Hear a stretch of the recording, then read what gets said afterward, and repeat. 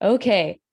Hi again, everybody. Thank you so much for being here this evening. My name is Hala Alawi, and on behalf of Atmosphere Press, I am thrilled to introduce you to today's event to celebrate May's Get Caught Reading Month, which, of course, as a publisher and as authors, must be our favorite month. So tonight we'll be hearing from Robin D'Amato, reading from Don't Poke the Bear, which released earlier this month on May 3rd. We'll also be hearing from Dan Conger, reading from A Walk Through the Wilderness, which released February 25th earlier this year. And closing it out, we'll hopefully be hearing from Richard Shireen, reading from The Past We Stepped Into, which released July 10th of 2021. So all three authors' books can be purchased both through your local bookstores and online. And of course, the books can be ordered on Atmosphere Press's website at atmospherepress.com/books. And I'll put those links in the chat as well, so you can easily kind of read a little bit more about those books and you know exactly where to purchase them. At the end of the event, we will have time for your questions. So throughout the event, while authors are reading, if you have a question, go ahead and type it in the chat and we'll make sure it gets asked. During the reading, please keep yourselves muted to keep extraneous sound at a minimum, but do feel free to use the chat for praise and comments, of course. And one last note, we at Atmosphere Press appreciate your support today and always. So if you have a manuscript of your own, we would love to read it. So feel free to submit your work to books@atmospherepress.com. Again, thank you so much for your support today. And we're gonna kind of jump into it right now. So it gives me great pleasure to introduce our first reader, Dan Conger. Dan is a Silicon Valley business executive working as an accountant in the medical device industry. A Walk Through the Wilderness is his first book. He lives in Rockland, California with his wife, son, and their 3 dogs. All right, Dan. Well, hi. So just jump right in here. So one note, I have been ill, so if I have to pause to cough or something, forgive me for that interruption. My wife will be arriving home with our son from his school sometime in the next 10 or so minutes as well. So if there's a disruption in the background, pardon me ahead of time. I'll be reading from chapter 2 of my book, A Walk Through the Wilderness. Chapter 2 is titled Ensnared, and it is about the early days of my involvement with the fundamentalist cult and how I got dragged in, if you will. So we'll just jump right in here. Traps are intended to spring shut on unsuspecting victims. A well-laid trap is one where the victim isn't even aware that they are ensnared until it is far too late. In the most successful cults, the traps are so deviously designed that the very people laying them are often completely unaware that they are doing it. Such was the case for the vast majority of people involved in the assembly, myself included. We were spoon-fed dogma, and having devoured it, we went out of our way to prepare the same meal for every other soul that we could. In our hearts, nearly 100% of us were completely convinced that what we were doing was right and good and just and true. In our minds, this wasn't abusive or wrong in any way. It was the will of God. How did they get me? I saw a poster and I took a little tear off from the bottom. The tear off had a room number and a time when a Bible study would be held on campus. In 1995, there were no iPads or iPods or anythings. Hell, I didn't even buy my first cell phone until 2002. So I tracked it all on paper. Since the Bible study was not until Friday, I had all week. I went to the bank as soon as it opened Monday morning and took care of opening my first independent bank account. I then began looking for jobs. In my mind, the way to get a job was at the mall. So off to Eureka's Bayshore Mall I went. It never occurred to me that there were jobs to be had on campus, so I drove the 30 minutes without a second thought. I actually found a job almost immediately at a new candle store that was opening up. With a sense of triumph, I then drove back to the dorms. The job wouldn't be starting for a few weeks since that candle store was a brand new retail outlet and everything was still being set up. The owner was a Christian too, so in my mind, that confirmed it was a good job to secure. Events galore took place at the dorms as various clubs and campus groups tried to get new students settled in and recruited new members for the semester. I had fun participating in silly mock sports events, meeting some new people, and getting ready for classes to begin the following week. As part of my pre-pastoral studies, I had declared for a philosophy major. I also made it down to a local beach and was overjoyed to find it completely free of both trash and people. Unlike Southern California beaches, which are mobbed almost all year, there was almost nobody there, and I could just walk in the sand while the gulls called and sea lions barked out in the surf. The days ticked by, and more I recovered from the truck accident that occurred when my parents left. It's a symbolic truck accident. I was just a little shocked at being dropped off at college at 18 years old. The most fun I had was at the sand volleyball court behind one of the dorm buildings. Every evening, groups of students would gather for games, and I really loved it. I met a large group of new people there. All the while, though, I was thinking about that Bible study. Out of all the people I met, I judged that almost none of them were serious Christians. Also, of the Christians I met, I judged them to be worldly and not very serious about their faith, much like I had been in high school. One of them in particular would argue biblical doctrine until the cows came home, not accepting that his opinion could be remotely wrong, and then would run off to drink, curse, and sex it up without a second thought. As a result, despite the fact that I had met so many people and had so much fun at the volleyball court, I was longing for more deeply spiritual connections. Slowly, the days ticked by that week, and Friday finally came. Remember, this was orientation week, and there were no classes. I had been studying the Bible extensively in preparation for the meeting that night. I excitedly walked up the stairs behind the dorms, made it to the building where the study was to be, arrived at the room, and it was totally dark. Not a soul anywhere. My heart just sank to the bottom of my shoes, and when it got there, it kept sinking. I had been looking forward to this all week long, and nobody was there. I was actually depressed about a Bible study. Despite all the people I had met, actually finding a job in economically depressed Eureka, California, successfully registering for classes, and all in all, doing a damn good job of being a responsible adult, I walked away like the sullen teenager I was. Hey, I was in fact 18, and I was pretty sullen, and went back to my dorm room. I could have gone out somewhere since there were students doing that, or gone to play volleyball. Nope. I sulked back to my room and just sat there. My roommate had arrived at that point, but he was out and about. I was glad that he was gone because I just wanted to be alone and depressed. The next week, I was walking to a class it's not skipping to the next page. There we go. In the next morning, and I noticed a table on the campus quad. It had a bunch of literature on it, mostly pamphlets, but a couple of Bibles too. Then I noticed the big wooden sign on an easel behind the table. I walked by as the smiling guy handed me an invitation to his Bible study, but I was in a rush, so I just kept walking. Then somebody in my brain delivered a message to my consciousness. Wait, you fool, that wooden sign on the easel has the same design on it that the poster in the cafeteria did, and so does that invitation in your hand. I stopped walking so abruptly that the person coming down the stairs behind me ran into my back. He said sorry, but I rudely ignored him and walked right back up to the table. The guy standing there smiled as I walked up, and I said, none too kindly, "Where were you guys last Friday? I went to the room and it was dark and nobody was there." He chuckled and said, "Hi, my name is blank." I then realized what an ass I was being and said, "Oh, I'm sorry, I'm Dan. Seriously though, I went there and I was really bummed to find the room empty." He explained that they had all been at a seminar the prior weekend in Fullerton, California. God had spoken through a man named Brother George. Over 1,000 people were in attendance as the Spirit of God moved mightily and changed lives. That's why the room had been empty, but they would all be there that Friday. Wow, the Spirit of God had moved, and mightily. Amazed, I walk off to class, once again looking forward to Friday night. The week passed smoothly, and this time I knew my expectation was going to be fulfilled. Friday finally came. I arrived, and the room was not full.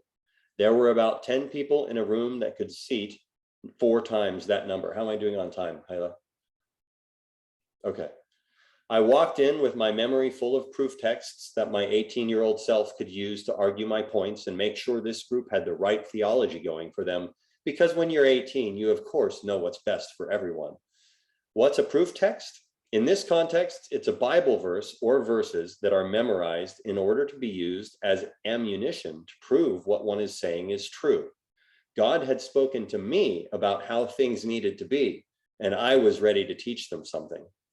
After all, just that week, I had finished reading the entirety of the Bible from the first verse in Genesis straight through to the last verse in Revelation in the New International Version.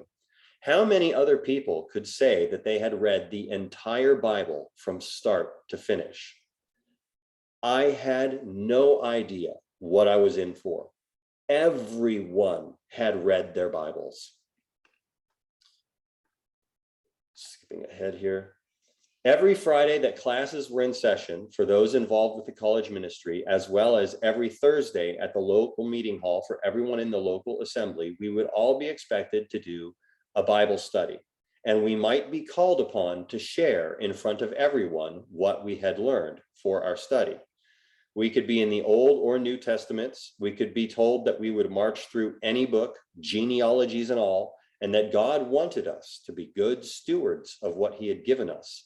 We all needed to be prepared each week. There were very few reasons that one could have for not being at a meeting. And if you came, there were even fewer reasons to excuse not being ready with something to share.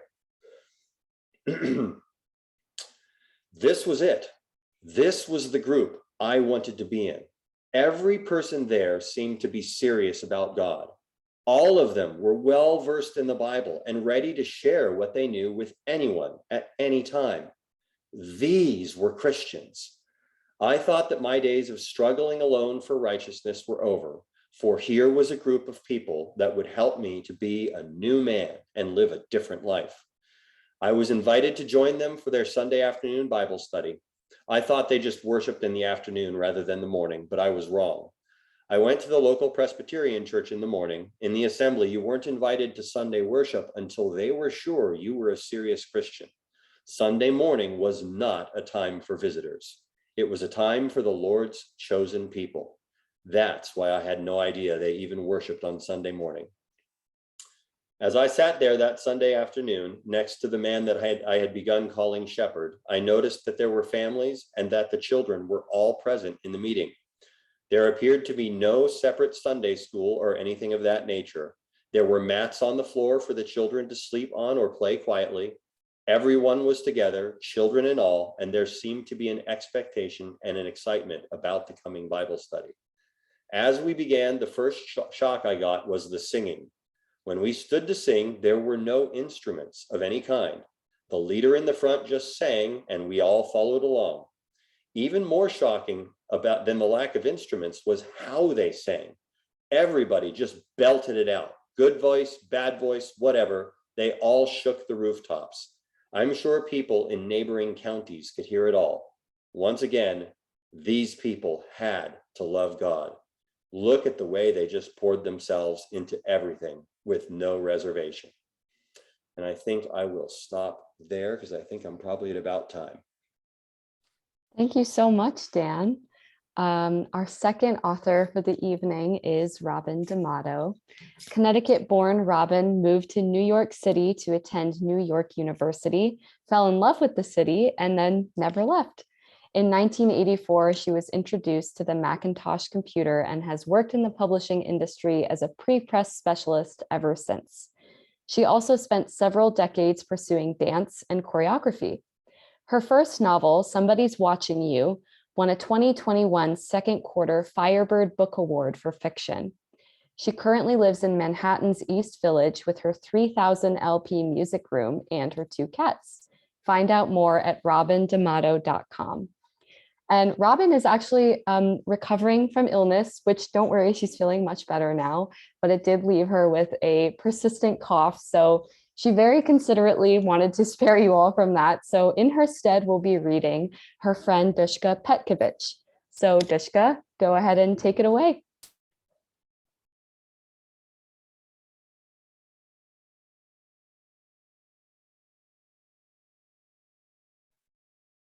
I think maybe Dishka, you might be still muted.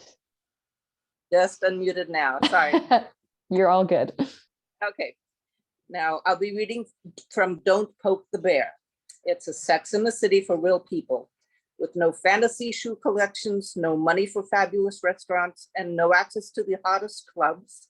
Spirited survivors Ali, Rihanna, and Natia encapsulate the very heart and soul of New York City. Rihanna meets Dylan, 1986. Rihanna set the bicycle down on its back wheel so she could lock the apartment door, then maneuvered it down the stairs to the street. The first time she tried this, she became trapped by the bike, its front wheel having been wedged in the banisters between the second and third floors, where she stayed until a neighbor came home and rescued her. It took weeks to get the bicycle grease out of her sun-bleached curls, and she never did get it out of her jeans. Rihanna was staying with her friends Maya and Lindsay in their moderately sized studio in Chelsea. The three women had been living on top of each other since Rihanna moved to the city a few months ago, and Rihanna knew that if she didn't move out soon, they would no longer be friends. Therefore, mornings she would leave with her bike and head to those battered piers on the Hudson to sit by the water. By the time she returned to the apartment, her friends would have left for work and she could concentrate on finding a job and a more permanent living arrangement. Today, she wanted to venture out of Chelsea, be brave and try another neighborhood. Rihanna put on her wraparound shades as much to prevent pieces of city air from flying into her eyes as to block the sun, and climbed onto her bike.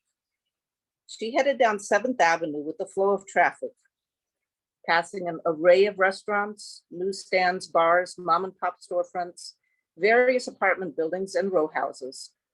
At 14th Street, the street grid collapsed, and the cross streets became a mad jumble. Eventually, the entire diorama transformed into cement office buildings and warehouses. She turned west towards the river. A bit further south, there was a pier and some boats, and she decided to stop. A vendor had parked his cart in the middle of this nothingness. She bought a coffee and a donut, then walked her bike to the end of the pier, secured it to one of the cement posts that lined the edge, and sat down, legs dangling. The Hudson River was looking clean and green, no longer the steady flow of raw sewage, dead bodies, and detritus it had been for the past several decades. There was word that these days, certain residents of this planet could be surviving in the Hudson's lightly salted water, and that some of them might even be fish. Rihanna had never seen the Hudson when it was a cesspit. To her, it was a fresh, clear waterway, a happy place, a place of reflection and meditation. A seagull landed on a neighboring pier. A flock of smaller birds circled and took off to the north. Motorboats dotted the river on the Jersey side, ready to take a tour around Manhattan, and a clock chiming 7 in the distance told Rihanna there was nowhere she had to be for a while. With the wind blowing a briny mist into her face, she closed her eyes. She jumped. Something was sniffing at her donut. Dizzy, stop that. Leave her alone. Rihanna turned around. The dog's owner was coming up behind her. Okay, now sit. The big floppy puppy obeyed. Sorry, there's never anyone out here at this hour, so I let her run without the leash. His jeans were ripped and full of holes, and his white t-shirt was worn thin, but his clothes were clean, and there were definitely muscles there. Dylan Gillespie, he said. She smiled. Rihanna Strauss. He nodded at her bicycle. Where'd you ride from? Chelsea. You come down West Street? 7th most of the way, then I turned right onto West Houston. She pronounced it Houston. Dylan chuckled. You're new to the city, he said. Just moved here. What gave me away? It's pronounced Houston here, not Houston. Wow, how would I know that? You wouldn't. Someone has to tell you.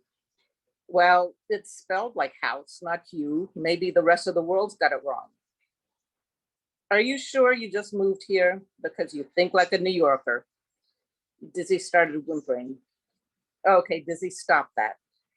Dylan produced some dog treats from his jean pocket to divert Dizzy's attention from Rihanna and her donut. He didn't have any such treats for himself, however. Do you live near this pier? Rihanna said. I live on this pier. He pointed toward an old ferry boat that was moored to the pier. She was in a bad shape when I got her, but we've been renovating her. It'll be a long time before she's seaworthy. Hell, right now she's hardly dock-worthy. That's where you live, on that boat? You want to see her? Heck yeah. Dylan gave Rihanna a hand to help her up, and they walked over to the partially painted ferry. The boat was a floating antique, desperate for repair.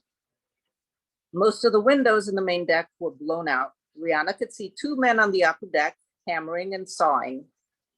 The side of the ferry that was facing the dock had a large gash in it, and several of the outer sideboards worn or torn away. I've put a lot of money into her, he said. I'm lucky my guys Casey and John there are working in exchange for their rooms. Rihanna raised her eyebrows. Rooms? You mean on the boat? Their eyes met for a second, but Dylan deflected. Well, yeah. Interesting. He was suddenly stammering. Someone has to be on board at all times in case a pipe bursts or something. So you're all living on this boat? He beamed. Want to see the inside? There was a small wooden footbridge connecting the pier to the boat. Dylan took Rihanna's hand and helped her aboard. It was shadowy and musty inside the enclosed main deck, and waves were knocking out the boat around. Rihanna grabbed onto Dylan to keep from being thrown off her feet. He put his hand on the ceiling for support. Yeah, it takes some getting used to, he said. Come on, have a look inside. They went down a narrow, uneven ladder that led to a hallway and several small rooms. Dylan showed her the one he had made into an office. All over the walls were sketches and photos of the ferry boat in her prime. I found all this reference material. We're going to have to do some hunting to find parts that'll keep her looking authentic. Dylan hung back in the doorway as Rihanna walked from wall to wall. At each photo, she stopped to study the caption. At each sketch, she traced the diagram with a finger. This is really impressive. Rihanna could feel Dylan watching her every move. She turned her head and looked him in the eye. She smiled. In a few months, she would be living there too. November 1994. Dizzy was barking. Not a friendly bark, not an angry bark. It was a worried bark, tentative, punctuated by the occasional whimper. Dylan, Rihanna, and their crew were busy getting the boat ready for some corporate bigwig's retirement party that evening. Rihanna put down her paintbrush. What's up, girl? What's the matter? Dizzy was pawing at the door of a storage room. She barked again. What do you want in there?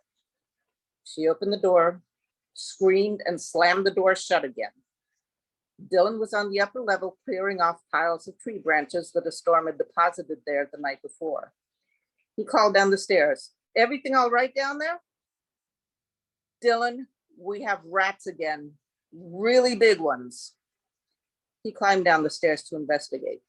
Rihanna had her body against the storage room door, keeping it closed. He said. He was taking this lightly. Dylan, they're enormous. Did you get a good look at them? He said. What did you see? Were they racing around, climbing on things? Did they scurry away when they saw you? Well, no. They're big because they're fat and lazy. They can't move very fast, even if they wanted to, which they don't. Obese rats, maybe not as scary, but still disgusting. John and Casey went into the storage room and came out pushing the fat, indignant rats with brooms. They swept them overboard and the round, furry boulders hit the water and were floating and bobbing pathetically in the river's current. Casey, John, find the hole where they got in and fix it, Dylan said, and see if there's any rat poison left. Just keep Dizzy out of there. He grinned at Rihanna.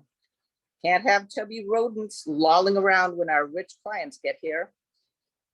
When the first party guests arrived, Rihanna was still hanging lights and Dylan wasn't quite dressed. By midnight, the clients and their friends were loud, drunk, and happy. Club music was thumping loudly, and the boat was rocking from energetic, if not proficient, dancing. Rihanna had stopped her hosting duties about an hour earlier and was starting to relax. Beer in one hand, shoes in the other, a velvet wrap around her shoulders. She walked across the footbridge to the pier, sat on the wooden rail, and watched the party carrying on in its full tilt glory. Casey's girlfriend, Jeannie, spotted her and began to tiptoe across the footbridge. She was wearing a form-fitting black sequin dress, about a pound of sparkling costume jewelry, and a long white faux fur stole. One of her spike heels sunk between the planks and she cursed. She stumbled over to Rihanna and sat beside her. Where's Casey? Rihanna said. Jeannie took a long drink from her beer and let out a little gasp for air. Upper deck, he started this shots competition with some pompous guy in a tux. I just sat down for the first time tonight. I haven't seen Dylan for a while. You know, I haven't either. He's probably downstairs trying to get a poker game going. There were happy shouts, then the sounds of chanting, then counting, and then a very large splash. In a moment, something was swimming toward them. Casey grabbed the moorings and climbed out of the water. Of course it was you, Jeannie said. She took off her stole and put it around him. Casey was smiling through his chattering teeth. Lost the drinking contest, he said. That old fart can put it away, wasn't even feeling it. You idiot. Rihanna knew she shouldn't be amused, but she was. You're going to die of hypothermia. She stood up and brushed the wood splinters off her dress. Well, I know when I need to get in out of the cold, she said. I'm going to go find Dylan. Get Casey inside before he freezes solid on the pier. That'll be hard to explain in the morning. Rihanna negotiated the footbridge back onto the boat and then searched the crush of dancing bodies on the main deck. She climbed the ladder to the upper deck, but Dylan wasn't there either. She went back down to the main deck, then down one more flight. And there she found Dylan in their bedroom, in their bed, with two inebriated, practically teenage women. He bolted upright. Rihanna! Thing was, he had been behaving himself. Suddenly, Rihanna wasn't getting enough air. Get out of here, one of the girls said. This is a private party. Dylan glowered. Girls, time to go. But Dylan, the other one said, we're not finished with you yet. He guided her out of the bed. Yes, you are. Go. The girls were pouting, but they gathered their clothes and left the room. Honey, I'm so sorry, Dylan said. You know they mean nothing. Rihanna hurried back up the ladder, wiping her eyes dry as she climbed. She could just hear what Allie was going to say about this. She'd probably call him something worse than a horse slut. Jeannie and a dripping fur-clad Casey were dirty dancing on the main deck. I'm keeping him warm, Jeannie called to her over his shoulder.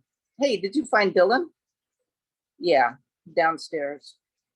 Was he playing poker? Poke her, she thought bitterly. Yeah, there was a joke there. No, he'll be up in a minute. Now fully dressed and abashed, Dylan climbed to the upper deck. Rihanna was sandwiched between two young men in tuxes. Dylan motioned to them to go away, and when Rihanna tried to follow them, he grabbed her arm. Really, I'm so sorry, he said. Got it. You're so sorry. I can't hear it now, Dylan. I don't want to hear anything from you right now. Can't I talk to you? No, you can't. Rihanna was finding Dylan's oozing emotions of shame and remorse oddly seductive, but she was not going to give in to it. He could sit, stand, kneel, beg, roll over, or play dead, anything he wanted, as long as he kept his mouth shut. You can sit beside me if you want, but you can't say anything, she said, and you have to let go of my arm. Rihanna drank, laughed, and danced until the last guest left. and Dylan sat by her, stood by her, and waited on the sidelines silently for the rest of the night. At dawn, Jeannie made a pot of coffee, and Dylan and the crew started cleaning up. Rihanna changed into a big fluffy sweater, a pair of jeans and boots, threw on her grandmother's fur coat, and went out to sit on the edge of the pier, coffee in hand, Dizzy by her side. This was not the first time she was out there after a party, a drunk and disorderly Dylan having gone off with one chippy or another. But it had been several months. This behavior was supposed to be in the past. Yet here she was again, sitting out the end of the pier just before sunrise, watching the still dark Hudson River waving and splashing as if nothing could ever be wrong. He wasn't even that good in bed. Okay, that was cool. Accurate, but cool. Too much alcohol turned Dylan into a compulsive predator, and it did nothing for his technique, which was quick and choppy and short-lived. He had a taste for young women when he was in that condition, and they usually didn't know any better or were too drunk themselves to care. Dizzy muzzled her, and Rihanna put her arm around her. She felt someone sit down on her other side. After a long silence, Dylan cleared his throat. Nope, she said, not yet. You can't talk to me, not yet. Okay then, when? Tomorrow. It is tomorrow, the sun is coming up. By disco rules, it's not tomorrow until we've gone to sleep for the night. Since when do we go by disco rules? We run a party boat. We always go by disco rules. Okay, but I have to tell you something. Rihanna stared out over the Hudson. He wouldn't get her that easily. It's important. It's about the client. Against her better judgment, she shrugged and nodded yes. Turns out the corporate dude who put the down payment on the shindig doesn't have any more money. Says he'll probably pay me the balance in the next couple of months. But wait, that's $10,000. You mean you're out $10,000? For the moment, I'd like to think positively. Rihanna glared at him with a huge, stupid grin, then looked back out over the river. She let out a hearty laugh. Serves me right? Absolutely. Thank you so much, Robin, for your words and Bishka for your voice. And our final reader for the evening is Richard Shireen. Richard is from rural Wisconsin, a professor emeritus in the University of Utah Theater Department. His honors include University Professor, University Diversity Award, and College of Fine Arts Excellence Award. Dr. Shireen has published 2 scholarly books, 5 book chapters, and many articles. A Fulbright senior lecturer at the University of Gdańsk in Poland, he has directed 100 plays and acted in 7 foreign countries, including the title role in Oedipus at Colonus in Athens, Greece. The smartest thing he did was to marry Marilyn Hunt Shireen. Richard, go ahead and unmute and take it away.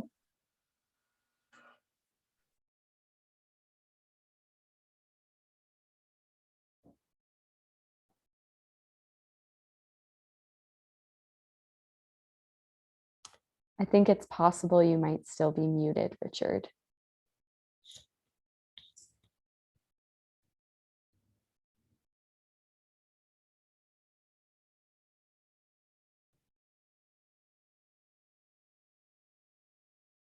Let's see.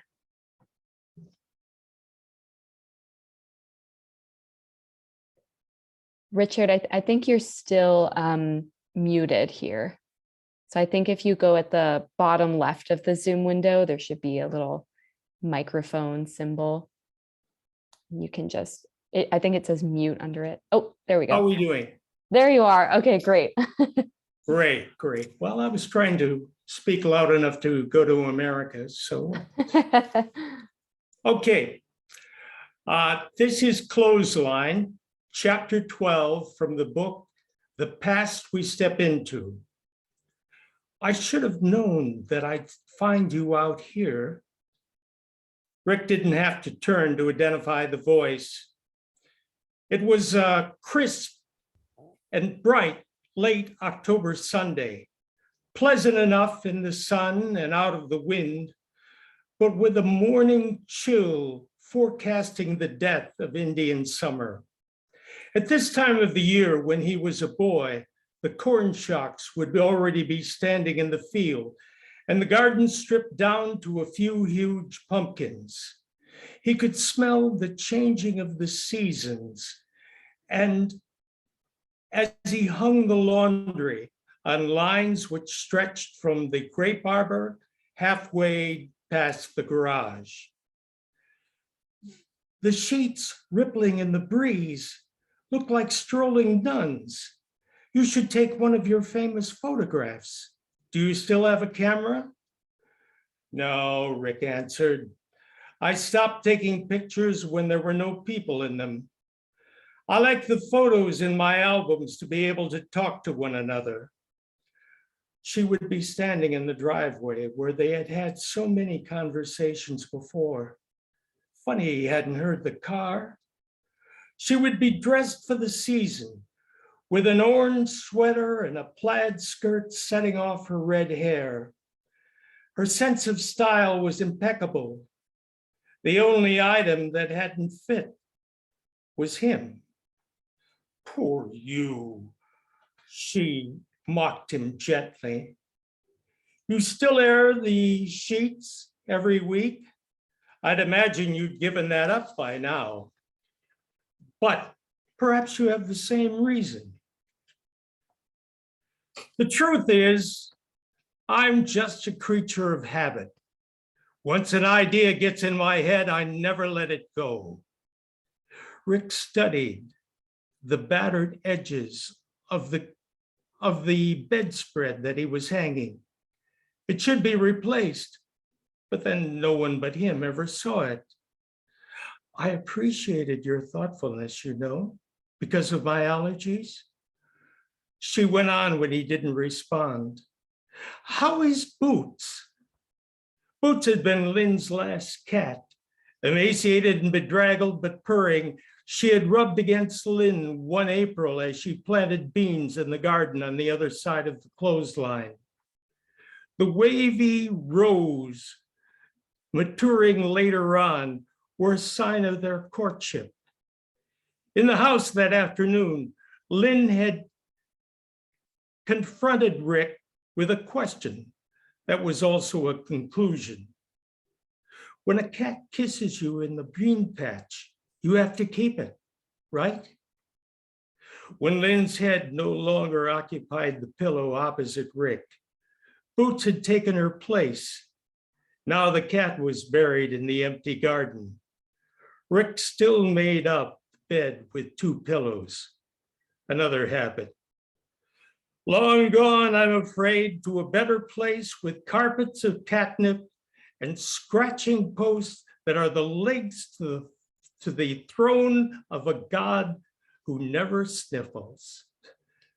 The laugh from the driveway was silvery, high-strung and spontaneous, perfectly suited to her dancer's body. I appreciated that too. You always made me smile. I miss that. Humor equals pain plus distance, the philosopher says. Someday I'll be far enough away to get the joke. Rick stepped over a broken sprinkler head. That would have to be fixed before the first freeze. A leak beneath the winter surface could be fatal to the whole system. Don't be bitter, the voice was gently reproving. You must have known it could never work out. We found each other too late. Rick stooped to pick up a fallen clothespin and contemplated the gnarled fist that held it.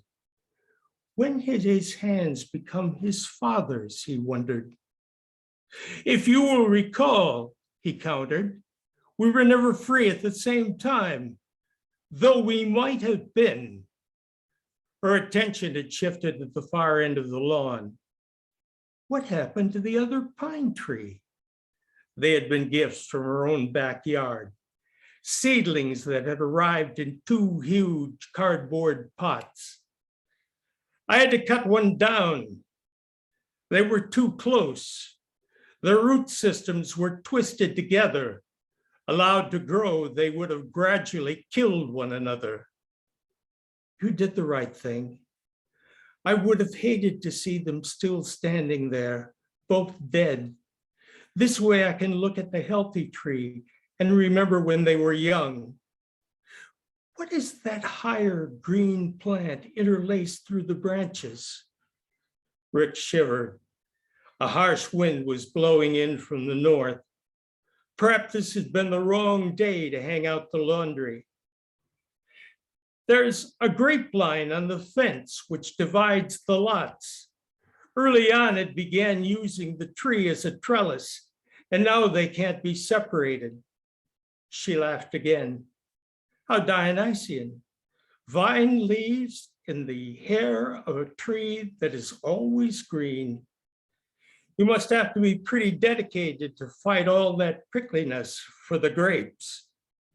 Well, that would be pointless. The vine extends all of its energy and growth. It climbs and winds itself around the tree, but never produces grapes. It's barren. It's like the mistletoe we saw in the Polish Białowieża forest, engulfing the birch trees, beautiful, symbolic, but ultimately parasitic. Her voice was quiet now. Which one is you and which one is me? He fumbled with the clothespins. Was he always this clumsy? The baskets were nearly empty now, and he was determined to finish the task. Why did you leave me? Me? The voice is part surprise, part mocking. I never left you. Who do you think is talking to you now? I tried to leave you many times long ago, but every time I wanted to move on, you stood in my path. I was alone, but you would rather that I was lonely than be free. You wanted me, but you would never tell me. Now you have your wish. I will be with you always. On the lines on either side of Rick, the past hung dark and stained. Had he forgotten to put detergent in the machine? Or were some things just simply not washable? He couldn't understand why her reassuring promise of closeness seemed simultaneously menacing and further away. He stumbled down the line, searching for a gap through which he might answer. You know why I could never speak? Yes, you called it fidelity. The laugh was harsher now. But where were you? Who were you being faithful to? Not to Lynn, certainly. Not to me. You once accused me of being afraid of change, but it was you. Your idea of change was you having it both ways. You were faithful, all right, to your own weaknesses. He grasped a line to steady himself as he struggled to find a metaphor. That wasn't it. It was like Sergeant Pepper. Paul McCartney wanted to continue making music. He just didn't want to be trapped into making Beatles music. In order to keep loving, I had to find another way to love. Then why, after Lynn was gone, did you make me move into her house? The voice was shriller now, beating against his temples. Did you think that you could make other people replaceable parts of your life? Did you know what it was like, constantly surrounded by your relationship to her furniture, her friends, her memories? You wanted me, but you wanted me to be her too. You were still at the center of your own universe, and I was to be your satellite, but in her orbit. I'm not a fool. You don't change. Once I became her, who would have become me? His head throbbing, he kicked a discarded basket into the garden. Around him, a phalanx of sheets jerked in the breeze like a hangman's fantasy. An opening loomed to one side of him, and he lurched toward it. He reached the end of the line, and in a final wrenching moment, turned himself to confront her. What do you want? Why won't you leave me alone? The driveway was empty. All along the street, the neighbors met in groups of 2 or 3 that week. It wasn't that anyone had reported the old man missing. He didn't mess with people much. Someone glancing into the backyard had noticed that despite weeks of rain, there was still laundry on the clothesline and other pieces on the ground and blown up against the fence. Under a ragged quilt, they found the body and called 911. Apparently, he tripped over a sprinkler head and broke it. Face down in a spongy pool for God knows how long. It wasn't a pretty sight. Still, it could have been anything. When they're that age, it doesn't take much. It was funny to think how many kids in their witches and wizards costumes must have come to the closed front door on Halloween, not knowing the truly gruesome contents of the backyard. And so the talk went on that week and occasionally the next, and was forgotten, to be reborn now and then with the proper embellishments, beside Boy Scout campfires and admonishments to children to stay in their own backyard. The next summer, a new couple moved in with young children and a new Maytag washer dryer. The clotheslines were taken down, and what had once probably been a garden was sodded over. An expensive swing set took their place in the yard, and the yard rang with the laughter and shouts of those who had never known the story of the previous owner. Though nothing will bring back the hour of splendor in the grass, of glory in the flower, we will grieve not, rather find strength in what remaining behind in the primal sympathy, which having been must ever be. William Wordsworth, Intimations of Immortality. That's it. All right. Thank you so much, Richard. And thank all of you authors. I know all of you are muted, so I consider me applauding for everyone here today.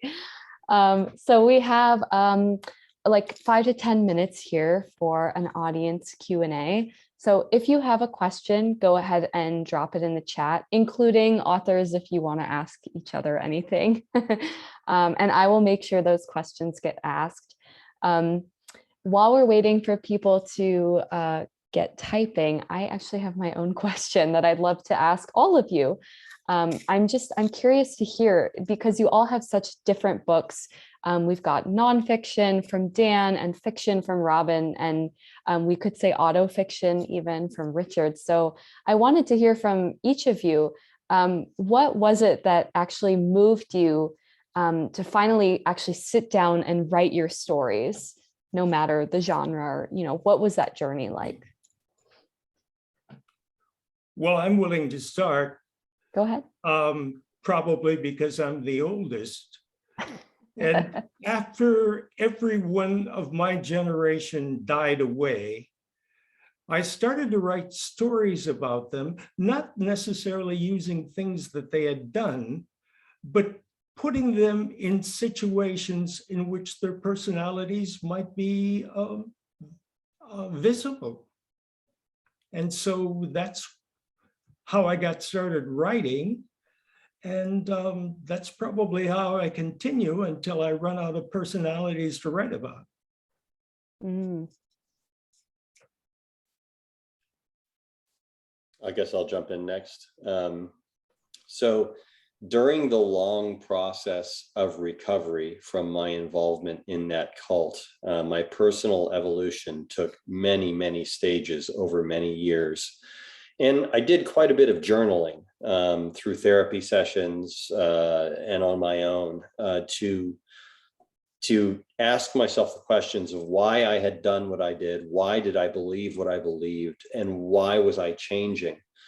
And at a certain point, when I became exposed to podcasts, there's one called the Thinking Atheist with a man named Seth Andrews that's quite popular. I realized there's a potential market for this kind of a story. And I thought that between my cult involvement and then the journey through infertility that my wife and I had that eventually led us to atheism, I thought that it might resonate. So one day I just started writing, and it really started, everything started coalescing from the journals, and it seemed to all come together. And it just seemed like, well, let's take the leap of faith and see what we can do, see if there's a market for it. Totally. Robin, if you want to jump in. Sure. I was inspired by National Novel Writing Month, and I needed a story to write the whole. I don't know if you're familiar with National Novel Writing Month, but it's every November you write a novel in 30 days, 50,000 words. And the point of the exercise is so you don't have that half manuscript sitting around your house, or the many half manuscripts sitting around your house. You're forced to write beginning to end. Good or bad, make sense or not, you write and you get a novel. And sometimes you get a novel and sometimes you get garbage. But in my case, the first thing I wrote seemed like a novel. What I did was, because this was my first novel, I was writing about basically the friends I knew in the 90s. So the stories are all based on various people. If people that know me see lots of Easter eggs in the book, lots of references to things that only we know about. But it was also an homage to New York City. Yeah, totally. While I have you here, Robin, we actually had a question particularly for you from Scott. And he wants to know, how does your love of dance and music inform your work then with words? That's a good question. I think it helps me with pacing, because I like to have a certain rhythm when I write, and I have an instinct for highs and lows.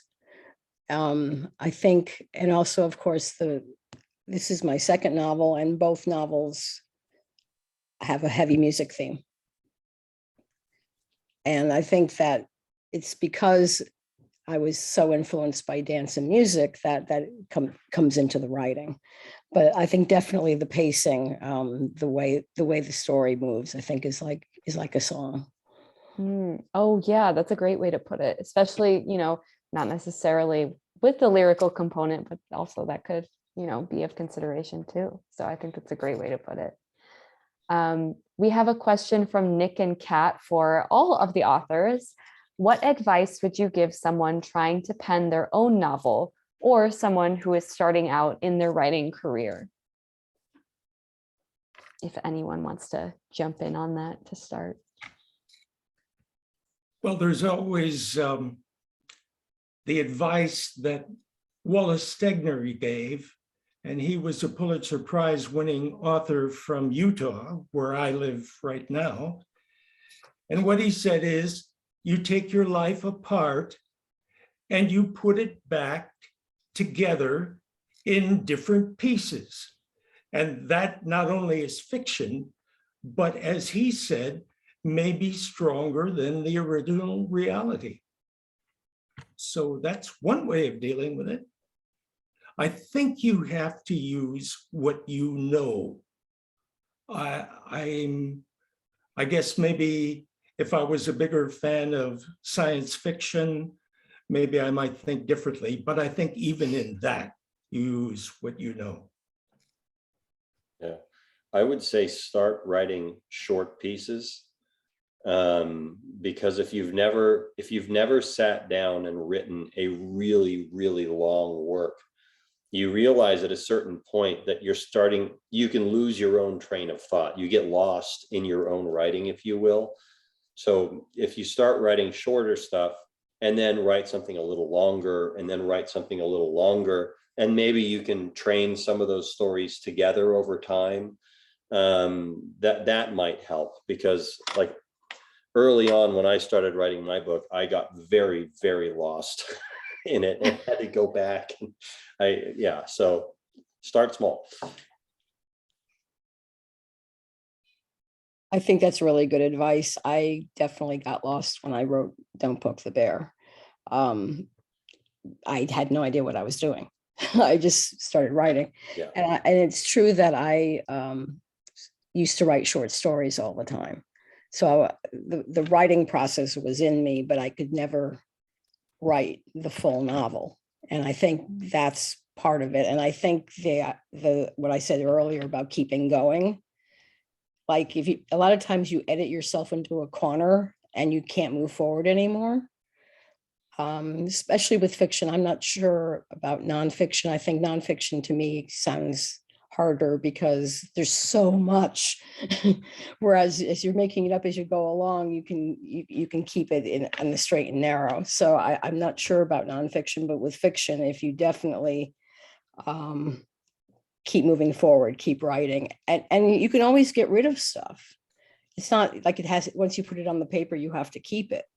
But it just keeps you moving forward. It keeps the ideas flowing. It keeps, and you'll sometimes you get into this groove where you think, oh, this comes back to that, and your brain somehow brings you in the right direction. Yeah, it's a bit like just hearing you guys talk about it, it's a bit like training for a marathon in that sense. You know, you don't run a long marathon your first time. Yeah, you have to build up to it. So yeah, so I'm going to give a last call for questions. Oh, great. Perfect. The last call worked.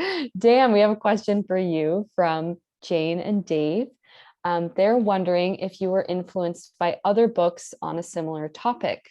So, you know, if you did research before reading, or, you know, if that was part of your process or anything about that.